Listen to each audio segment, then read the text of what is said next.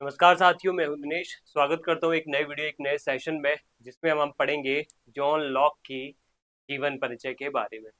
John Locke का जो संपूर्ण जीवन है, जो संपूर्ण जीवन काल है, उसको हम चरणबद्ध तरीके से घटनाक्रम के आधार पर समझेंगे कि वो व्यक्ति कैसा था, अपने जीवन में कौन कौन सी जो है गतिविधियां की है, कौन कौन सी एक्टिविटीज में शामिल था, और उसके जीवन में कौन कौन सी घटनाएं ऐसी घटित हुई जिसका बहुत बड़ा इम्पैक्ट उनके जीवन पर पड़ा।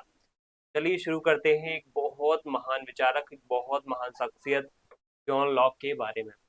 जॉन लॉक जो है, अगर हम उनके जीवन परिचय और ऐतिहासिक पृष्ठभूमि की बात करें तो बहुत महत्वपूर्ण इसलिए हो जाते हैं क्योंकि इनसे यही पूछ लिया जाता है कि इनके जो समकालीन और भी विचारक, थॉमस हॉब्स हैं, रूसो हैं, बाद में बेंथम भी आते हैं, तो इनका जन्म का काल पूछ लिया जाता है। सबसे पहली बात तो कि इनमें काल क्रमानुसार बताइए कौन सा व्यक्ति किनके समकालीन है, कौन सा व्यक्ति किनके समकालीन नहीं है, इस तरह की चीजें आई हैं। ठीक है, तो प्रश्न भी बताऊंगा मैं सबसे पहले तो जॉन लॉक के एक अंग्रेज दार्शनिक, राजनीतिक विचारक और चिकित्सक थे, 17वीं शताब्दी में हुए थे। ठीक है, तीन बातें हैं, दार्शनिक भी थे, राजनीतिक भी थे और चिकित्सक भी थे, यानी कि फिलोसफी का नॉलेज, एक ह्यूमैनिटीज के सब्जेक्ट पॉलिटिकल साइंस का नॉलेज, और साइंस के अंतर्गत बायोलॉजी का भी नॉलेज, उनको मेडिसिन का भी नॉलेज था।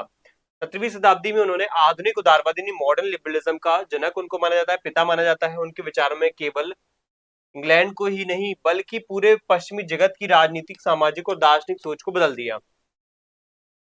क्या कर दिया? पश्चिमी राजनीतिक, सामाजिक और दार्शनिक सोच को ही बदल दिया। ये था यहाँ पे सबसे इंपॉर्टेंट पॉइंट। ठीक है, जॉन लॉक ने दो अत्यंत महत्वपूर्ण क्षेत्रों में योगदान दिया। एक तो राजनीतिक दर्शन यानी पॉलिटिकल फिलोसफी, मैंने बताया ना, दर्शन में बहुत बड़ा योगदान दिया, और जिसमें उन्होंने सामाजिक समझौते, वही कहीं ना कहीं जो ऑलरेडी थॉमस हॉब्स कोई सिद्धांत दे चुका है, उसको और परिष्कृत और विकसित रूप में प्रस्तुत किया। सामाजिक समझौते को, प्राकृतिक अधिकारों की बात की, जो कि एक अपने आप में यूनिक चीज थी। वही तीन प्रकार के प्राकृतिक अधिकारों की बात, जीवन, स्वतंत्रता, संपत्ति, इन सब की बात करेंगे। ठीक है, सीमित सरकार की बात करते हैं, क्रांति के अधिकार की बात करते हैं। ठीक है, ये तो इनकी राजनीतिक दर्शन की बात हो गई है।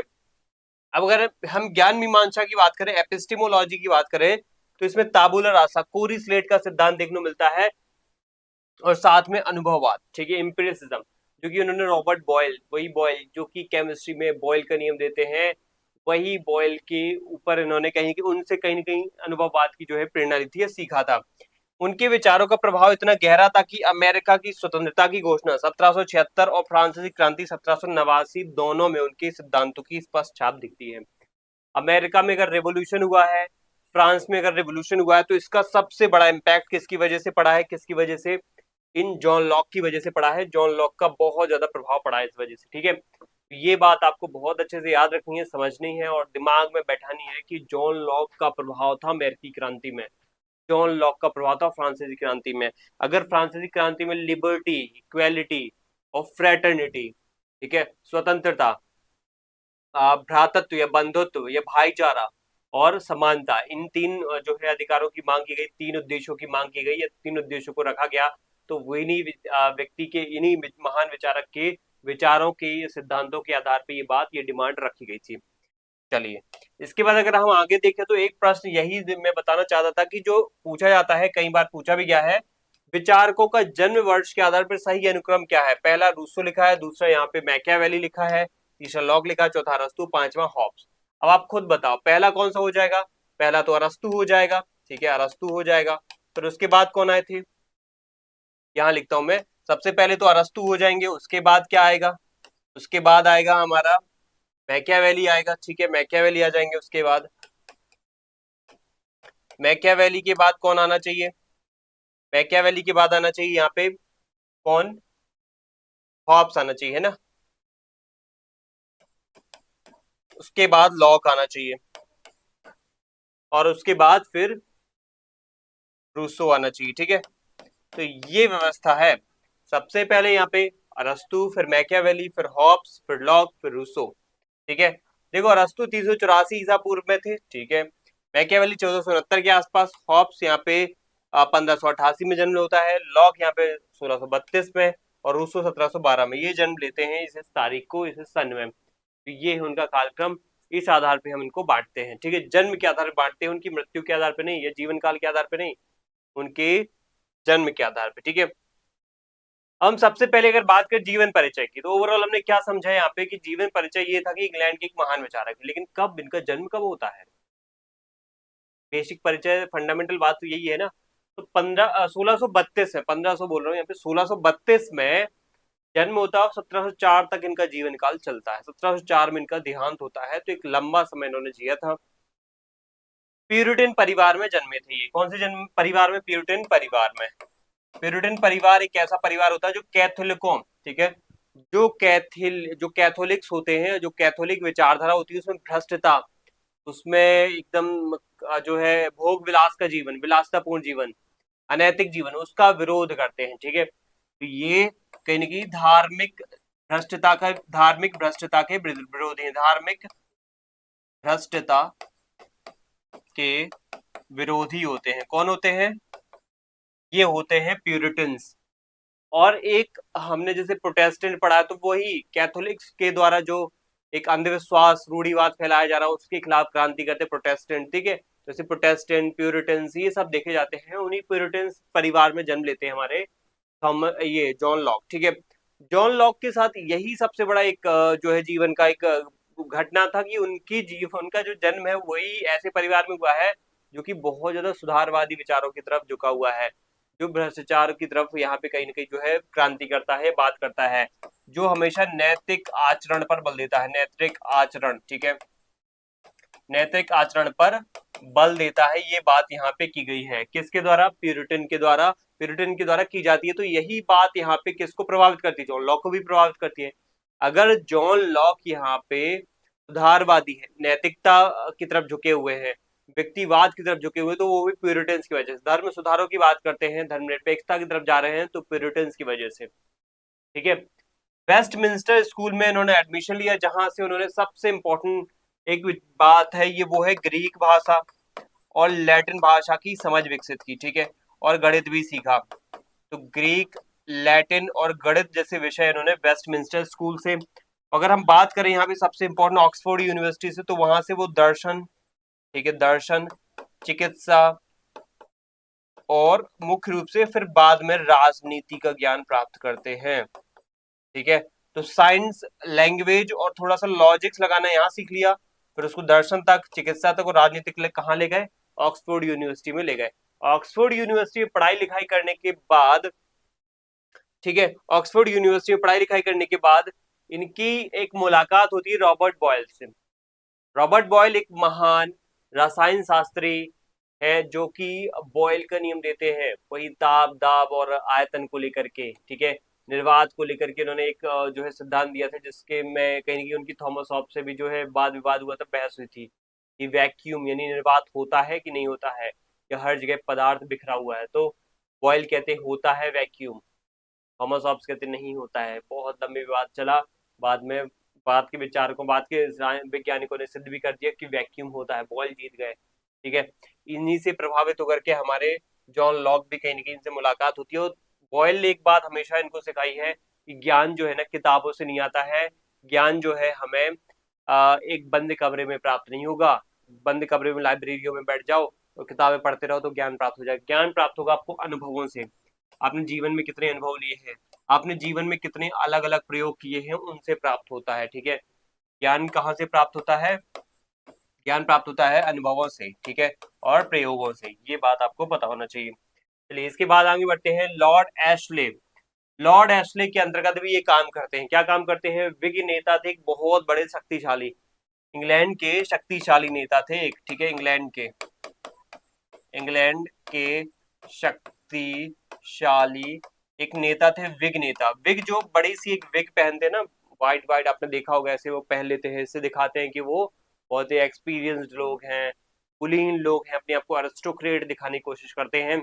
तो वैसे एक बिग नेता थे लॉर्ड एशले। उनके अंतर्गत लॉक क्या काम करते हैं? डॉक्टर का उनके अंतर्गत राजनीतिक सलाहकार के रूप में उनके साथ काम करते हैं। तो बहुत सारी चीजें सीखते हैं, अपना एक जो वैज्ञानिक सोच है वो डॉक्टर के माध्यम से पूरा करते हैं, और अपने जो वैज्ञानिक, राजनीतिक वैज्ञानिक जो उनके विचार हैं, राजनीतिक दार्शनिक जो विचार हैं, वो एक सलाहकार के रूप में भी उनके विकसित होते हैं, ठीक है। तो ये इनकी कहानी है। अब इसको थोड़ा सा और सिस्टमेटिक वे में हम थोड़ा सा देखेंगे। 1632 में जन्म होता है रिंगटन सॉमरसेट इंग्लैंड में, ठीक है।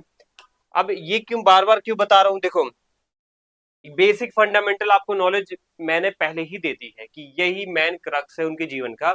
जन्म होता है वेस्टमिंस्टर स्कूल, प्यूरिटन परिवार, वेस्टमिंस्टर स्कूल, उसके बाद ऑक्सफोर्ड यूनिवर्सिटी, रॉबर्ट बॉयल, फिर उसके बाद लॉर्ड एशले, और लास्ट में एक और ग्लोरियस रेवोल्यूशन यानी कि गौरवपूर्ण क्रांति, जिसमें उनका भी एक महत्वपूर्ण जो है योगदान रहता है, या उनके जीवन काल में घटित हुई महत्वपूर्ण घटना है जो 1688 में इंग्लैंड में घटित होती है।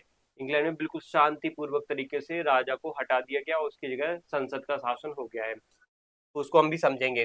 1704 में इनका निधन होता है हाई लेवर एसेक्स इंग्लैंड में होता है 72 वर्ष की आयु में। लॉक का परिवार जो था प्यूरिटन परिवार था, मैं बता चुका हूं प्यूरिटन परिवार मतलब ईसाई थे जो चर्च में व्यायाम, भ्रष्टाचार, कर्मकांडों का विरोध करते हैं, सरल शुद्ध धार्मिक जीवन चाहते हैं। उनके पिता का नाम भी जॉन लॉक था, पेशे से वकील थे, सैनिक थे। उनके पिताजी पिता के प्यूरिटन विचारों और वकालत के पेशे ने लॉक में दो महत्वपूर्ण गुण भरे, धार्मिक स्वतंत्रता की और इच्छा और तर्क की एवं कानूनों की समझना। और सबसे महत्वपूर्ण धार्मिक सुधारों की बात उनके दिलो दिमाग में बैठ गई कि किस तरीके से प्यूरिटन्स जो है धर्म में नैतिकता लाना चाहते हैं, धर्म में रूढ़िवाद भ्रष्टता खत्म करना चाहते हैं। ये बात उनके दिलो दिमाग में बैठ जाती है और तर्क को महत्व देते हैं, क्योंकि अगर नैतिकता लानी है तो तर्क करना पड़ेगा ना आपको। अगर भ्रष्टता हो रही है, रूढ़िवाद हो रहा है, अंधविश्वास हो रहा है, तो उसको कटाक्ष करना, उसकी विरोध करना, उसकी आलोचना करनी है तो हमें कहीं ना कहीं तर्क का सहारा लेना पड़ेगा। तो ये भी अपने पिता की तरह कहीं ना कहीं इससे जुड़ते हैं और इसकी तरफ झुकाव उनका ज्यादा होता है। उनकी माता का नाम एग्निस कीने था। माता धार्मिक और सुसंस्कृत महिला थी। लॉक अपने माता पिता की इकलौती जीवित संतान नहीं थे, लेकिन वे उनके प्रिय पुत्र जरूर थे। बचपन में ही उनकी माता का देहांत हो गया था। प्यूरिटन परिवार से जुड़े थे, माता पिता दोनों ही बहुत ही सुसंस्कृत, समझदार और बहुत ही वेल डेवलप्ड सोसाइटी से जुड़े हुए थे। प्यूरिटन एक ऐसी विचारधारा थी, एक ऐसी लहर थी जिसमें बहुत ही कम लोग थे, लेकिन जो भी थे ना बहुत ही अपने आप में सुधारवादी कैटेगरी वाले माने जाते थे। ये दिखाता है उस काल के इन लोगों की जो है बौद्धिकता की, उस समय कितना रूढ़िवाद हावी था, उसमें ये लोग अपने आप को कैसे सरवाइव कर रहे होंगे, कितनी इनकी मतलब सोच होगी। आज जब हम रूढ़िवाद के चक्कर से नहीं निकल पाते तो ये लोग उस जमाने में निकल के बाहर आकर कितना जो है अलग सोच रहे थे, तर्कवादी चीजों को लेके चल रहे थे, तो एक बहुत बड़ी बात है। तो हमें समझ में आया इनके बारे में, इनके माता पिता के बारे में, इनके एक प्रकार से शुरुआती बचपन के बारे में भी समझ में आया किस तरीके से आगे बढ़ रही है, ठीक है। साथ में क्या हुआ, शिक्षा के लिए वेस्टमिंस्टर स्कूल से ऑक्सफोर्ड तक की कहानी अगर हम देखें तो वेस्टमिंस्टर स्कूल में 1647 से लेकर के 1652 तक रहे। लंदन का ये स्कूल जो है ना उस समय का सबसे प्रतिष्ठित, सबसे प्रेस्टिजियस स्कूल हुआ करता था। इसमें लॉक ने लैटिन भाषा मैं बता चुका हूँ, ग्रीक भाषा, हिब्रू भाषा, अरबी, भूगोल और गणित जैसे बड़े बड़े विषय सीखे। खास तौर पे आपको समझना है लैटिन, ग्रीक और गणित। लैटिन ग्रीक इसलिए क्योंकि वो लैटिन जो अलग अलग साहित्य है, अलग अलग दर्शन है, वो चाहे बड़े बड़े विद्वानों ने लिखे हों, रोमन इतिहासकारों ने लिखे हों, चाहे फिर ग्रीक इतिहासकारों ने ग्रीक साहित्य लिखे हों, दर्शन लिखे हों, वो सब वो अच्छे से पढ़ पाए क्योंकि ये भाषा उन्होंने सीख ली। जब ये भाषा सीख जाते हो आप तो बहुत बहुत नई नई चीज आपके लिए खुल जाती है फिर।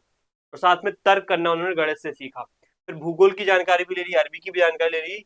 यहाँ की कठोर और अनुशासित शिक्षा ने लॉक में तर्कशीलता और विश्लेषण करने की क्षमता को विकसित कर दिया। अब क्राइस्ट चर्च ऑक्सफोर्ड में जाते हैं।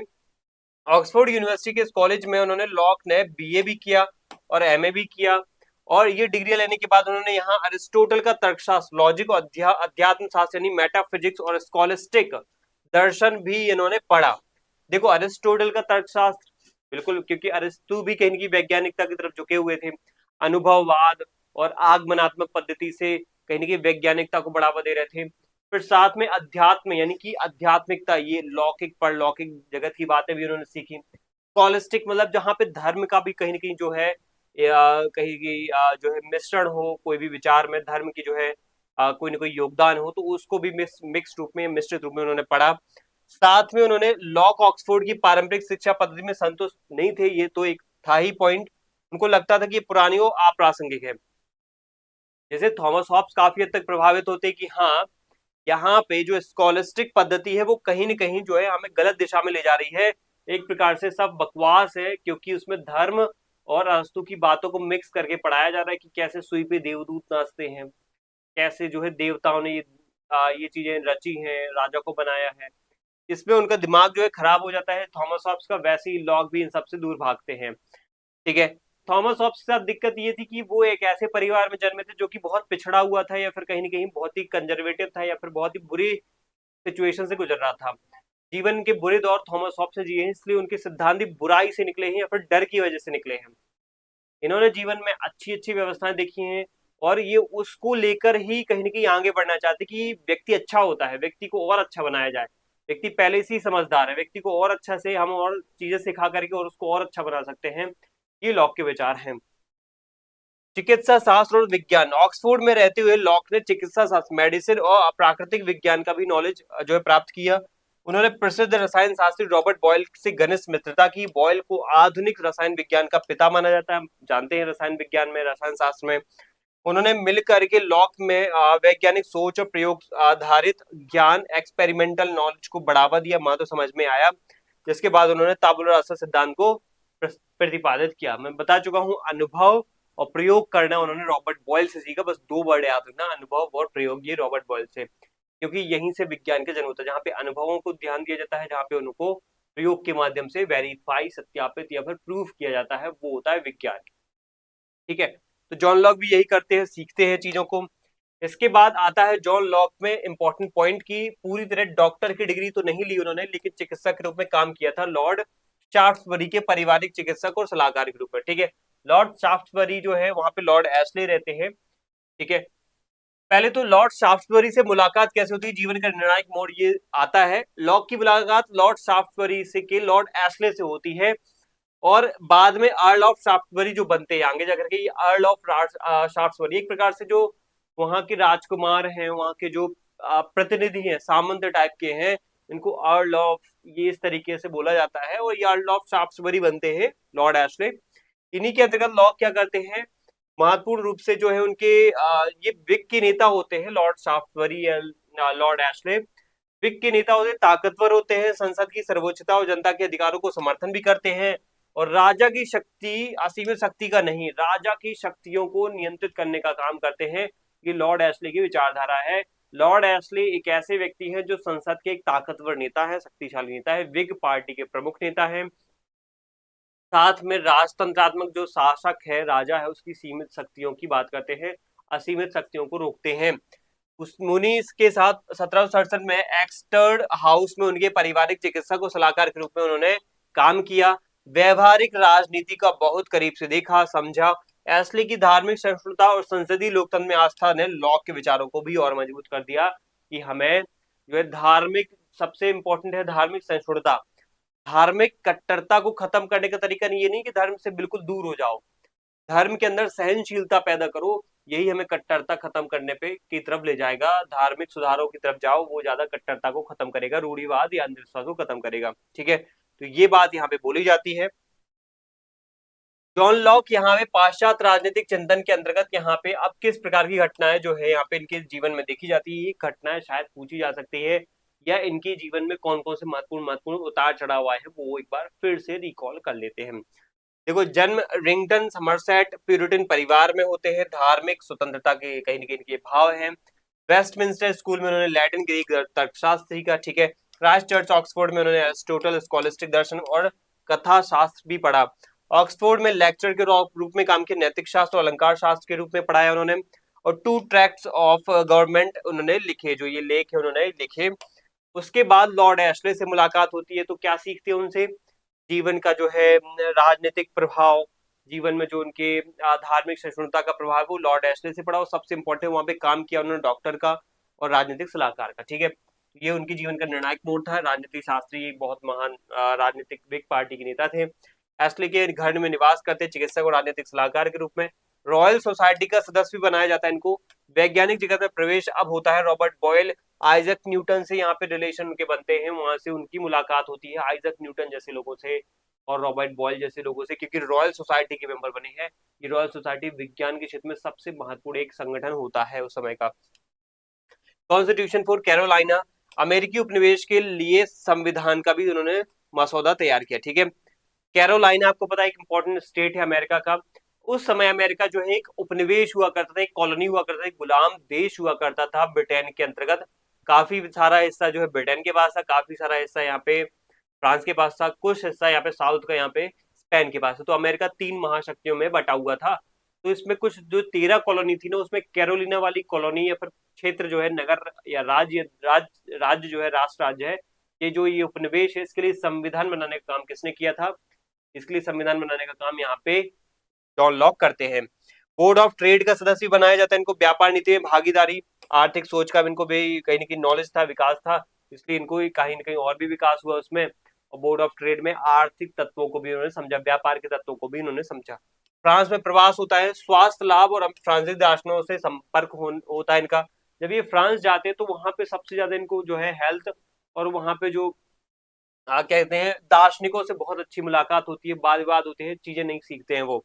इंग्लैंड वापस आते हैं, एक्सक्लूजन क्राइसिस होता है, जेम्स सेकंड के खिलाफ संघर्ष पैदा होता है। जेम्स सेकंड उस समय का सबसे क्रूर तानाशाह टाइप का राजा था, उसके खिलाफ एक संसद का जो है बहुत बड़ा एक संघर्ष चल रहा था। संसद एक इस राजा के बहुत खिलाफ जो है काम कर रही थी। तो इंग्लैंड आकर के इन्होंने जो है जेम्स सेकंड के विरोध में संसद का समर्थन किया। और हॉलैंड नीदरलैंड के निर्वासन, चार्ल्स सेकंड का उत्पीड़न जान बचाने के लिए ये भाग जाते हैं यहाँ पे हॉलैंड नीदरलैंड, इसको आप नीदरलैंड कहते हैं। नीदरलैंड में निर्वासन होता है। Two treatises of government letter concerning toleration, ये सब उन्होंने लिखा वहां पे। और आपको पता होना चाहिए 1688 में एक महत्वपूर्ण रेवोल्यूशन होता है, ग्लोरियस रेवोल्यूशन। जेम्स सेकंड का पतन होता है, विलियम सेकंड का राज अभिषेक यहाँ पे किया जाता है। ये विलियम सेकंड कौन था? एक्चुअल में जो गौरवपूर्ण क्रांति होती है ये गौरवपूर्ण क्रांति जो है इंग्लैंड में होती तो है, हम जानते हैं, लेकिन वहां का जो किंग था जेम्स सेकंड, इसके खिलाफ होती है, जो कि राजतंत्रात्मक था और जो कैथोलिक चर्च का कहीं ना कहीं क्या था, कट्टर समर्थक था, कैथोलिक चर्च का कट्टर समर्थक। अब देखो चर्च की सत्ता धीरे धीरे मैकियावेली से कम हो रही है, मतलब 14वीं-15वीं सदी से मैकियावेली क्या कर रहा है, चर्च की सत्ता को चुनौती दे रहा है। उसके बाद थॉमस हॉब्स जैसे विचारक, कई सारे वैज्ञानिक भी आते हैं, कई सारे और भी अलग अलग दार्शनिक आते हैं जो चर्च की सत्ता को चुनौती दे रहे हैं। फिर यहाँ पे जो लॉक जैसे लोग हैं ये और उसको आगे बढ़ाते हैं, चर्च की सत्ता को चुनौती देते हैं। तो ऐसे जो राजा है किंग जेम्स जैसे सेकंड, इनके और खिलाफ लोग जाते हैं और संसद का समर्थन करते हैं। ऐसे ही यहाँ पे संसद के लोगों ने यहाँ पे नीदरलैंड के शासक राजा विलियम ऑफ ऑरेंज नाम था उसका, उससे हेल्प लेकर के इस जेम्स सेकंड को खदेड़ दिया, भगा दिया, भाग गया ये। तो बिना खून बहाए पूरी की पूरी क्रांति सफल हुई और यहाँ पे इंग्लैंड इनकी वापसी होती है। Two treatises of letter concerning toleration यहाँ पे इंग्लैंड में आकर के प्रकाशित करते हैं, ठीक है। ऐसे कंसर्निंग ह्यूमन अंडरस्टैंडिंग भी प्रकाशित किया गया इनका, ठीक है। इसी में उन्होंने ताबुलर रास्ता एम्पिरिसिज्म यानी अनुभववाद का जो है बात की है। सेम थॉट कंसर्निंग एजुकेशन, शिक्षा शास्त्र पे भी उन्होंने बातें की है, ठीक है। शिक्षा शास्त्र को लेकर के भी उन्होंने कहीं ना कहीं कोई ना कोई सिद्धांत दिया है। द रीजनेबलनेस ऑफ क्रिश्चियनिटी, धर्म और तर्क का सामंजस्य की बात की उन्होंने। और मृत्यु, हाई लेवल एसेक्स यानी 72 वर्ष की आयु में डैमेरिस कडवर्थ की गोद में इन्होंने जो है मृत्यु को प्राप्त हो गया, ठीक है। तो ये बेसिक बातें थी जो मैं आपको बता चुका हूं। अब कुछ और थोड़ा सा डेप्थ में एक बात देख लो आप ग्लोरियस रेवोल्यूशन के बारे में, जिससे प्रश्न बहुत ज्यादा आ जाते हैं। ग्लोरियस रेवोल्यूशन 1688 में होता है। ये 1688 में होता है, ऐतिहासिक घटना है, इंग्लैंड की राजनीति को बहुत ही ज्यादा बदल देती है। तो बिना लॉक को आप कहीं ना कहीं यहाँ पे पढ़े इस रेवोल्यूशन को नहीं समझ सकते हो। लॉक को पढ़ोगे तो इसका जिक्र आएगा और इसका जिक्र करोगे तो लॉक का जिक्र जरूर आएगा, ठीक है। क्या है? Kings Charles second. आपको पता है अभी जो थॉमस हॉब्स हम पढ़ के आए हैं, उस थॉमस हॉब्स ने एक बात बोली थी कि राजतंत्रात्मक व्यवस्था अच्छी है, चार्ल्स फर्स्ट का सहयोग दिया, सपोर्ट किया था। फिर चार्ल्स फर्स्ट को हटा करके क्रॉमवेल का शासन आया था, यानी संसदीय व्यवस्था आई थी, उसमें क्रॉमवेल नेता बना था, उसकी सत्ता, उसकी मृत्यु हुई। तो उसके बाद चार्ल्स सेकंड वापस राजतंत्रात्मक व्यवस्था आ गई। वही चार्ल्स सेकंड जो है इंग्लैंड पे राज कर रहा था, तभी वहां पे जो है एक व्यक्ति जो आते हैं, एक विचारक चार्ल्स द्वितीय जो है, कि चार्ल्स द्वितीय का कट्टर समर्थक थॉमस हॉब्स तो था, क्योंकि थॉमस हॉब्स का ये शिष्य था, गणित का विद्यार्थी था। थॉमस हॉब्स ने चार्ल्स सेकंड को पढ़ाया था, तो थॉमस हॉब्स को तो कोई दिक्कत नहीं होती है। लेकिन बाकी यहाँ पे क्या होता है, इसके भाई सेकंड जो है जेम्स द्वितीय, इंग्लैंड के राजा जैसे ही बनते हैं, तो ये इतना बुरा नहीं था। लेकिन ये जेम्स सेकंड जो भाई था उसका, ये बहुत ही घटिया प्रवृत्ति का था। ये कैथोलिक के अंधभक्त था, पहली बात तो ईसाइयों का अंधभक्त, भ्रष्ट कैथोलिकों का अंधभक्त था ये। फिर राजा की असीमित शक्ति, एब्सोल्यूट मोनार्की में विश्वास करते थे। कि राजा ही सर्वोपरि है, संसद का नामो निशान नहीं होना चाहिए, मतलब जनता का शासन नहीं होना चाहिए। संसद की अवहेलना बिल्कुल शुरू कर दी उन्होंने और कैथोलिकों को महत्वपूर्ण पदों पर नियुक्त करने लगे। इसमें प्रोटेस्टेंट बहुसंख्यक जनता में भारी असंतोष फैल गया कि एक तो ये कैथोलिकों को ही बढ़ावा दे रहे, हमारे हम प्रोटेस्टेंटों का क्या होगा, हम प्यूरिटन्स का क्या होगा, और जनता का क्या होगा। अल्टीमेटली बाकी जनता जो ओवरऑल जहां तो प्रोटेस्टेंट मानती है ना कैथोलिक है, वो ओवरऑल किस तरीके से अपना शासन जो है जी पाएगी या ले पाएगी, क्या होगा उनका। ठीक है, तो यहाँ पे एक दिक्कत आती है, बहुसंख्यक जनता इनके खिलाफ हो जाती है। लॉक के मित्र और संरक्षक लॉर्ड शाफ्टसबरी जो है जेम्स सेकंड का विरोध करने के कारण इंग्लैंड इनको छोड़ना पड़ता है, क्योंकि लॉर्ड शाफ्टसबरी जो लॉर्ड एशले है, शाफ्टसबरी के अर्ल है जो, वो यहाँ पे इस जेम्स सेकंड का विरोध करते हैं। तो इनके सलाहकार हैं हमारे लॉक साहब। तो लॉक साहब इन दोनों को जो है इंग्लैंड छोड़ना पड़ता है और शाफ्टसबरी की मृत्यु 1683 में नीदरलैंड में हो जाती है। नीदरलैंड जाते हैं दोनों भाग करके। तो शाफ्टसबरी के साथ लॉक भी 1683 में नीदरलैंड भाग गए थे, क्योंकि उनके खिलाफ भी षड्यंत्र के आरोप लग रहे थे, ये भी षड्यंत्र कर सकता है ये व्यक्ति। 1688 में ग्लोरियस रिवॉल्यूशन होता है। संसद ने नीदरलैंड के प्रोटेस्टेंट शासक विलियम ऑफ ऑरेंज की सहायता लेकर के इनको राजा बनने का निमंत्रण दिया। ये बहुत ही खतरनाक था, बहुत इसका एक भय था। विलियम बिना किसी रक्तपात के इंग्लैंड आए और जेम्स सेकंड वहां से डर की वजह से भाग गए, क्योंकि जनता का सपोर्ट था, इतनी भारी भरकम भीड़ वहां पे सपोर्ट करेगी ऐसे अत्याचारी से जो है निदान दिलाने के लिए एक राजा आ रहा है, तो उसका स्वागत तो करेगी जनता।